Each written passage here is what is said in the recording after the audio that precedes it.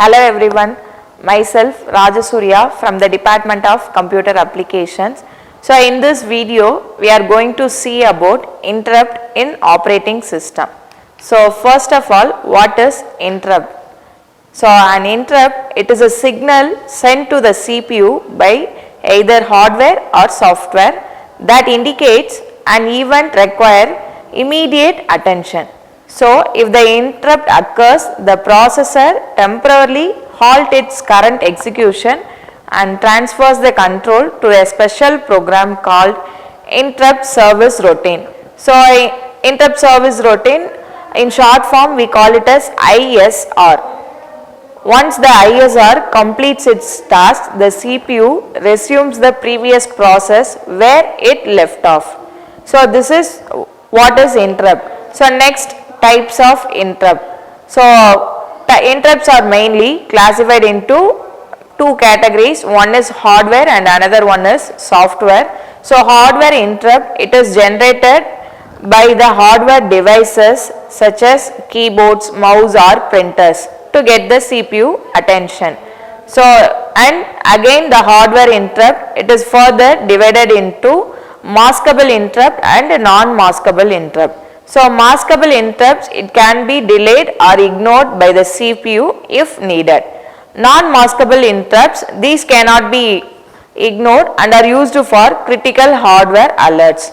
And the next type is software interrupt. It is generated by the software or programs through specific instruction to request OS services. For example, system calls use software interrupts to communicate with the OS. So these are the types of interrupts. So next, the process of handling an interrupt. So these are the steps to handle an interrupt. So next we are going to see the process of handling an interrupt. So these are the steps to handle an interrupt in the system. So first, when the interrupt signal is generated by the either hardware or software, the CPU detects the interrupt and complete the current instruction. Then the CPU saves the program counter and the current processor state. Finally, the control is transferred to the interrupt service routine, that is ISR.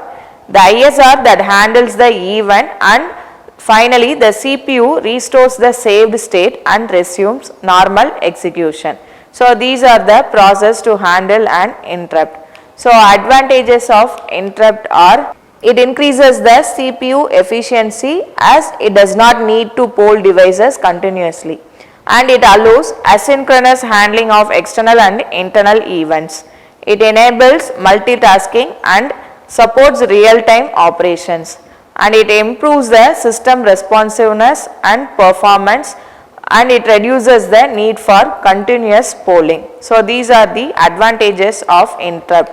So finally we will see the example for the interrupt. So consider a scenario where a key is pressed on the keyboard.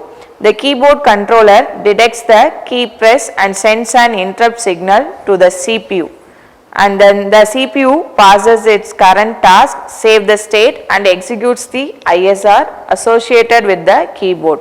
The ISR reads the key value from the keyboard buffer and stores it in the memory.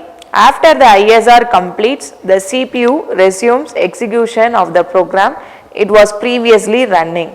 So this is the example for the interrupt occurred by using the keyboard.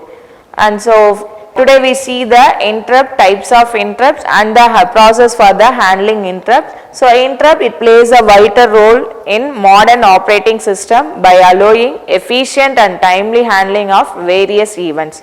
So they ensure that the CPU can respond quickly to external inputs and system condition without wasting processing power on continuous polling. So thank you for watching this video.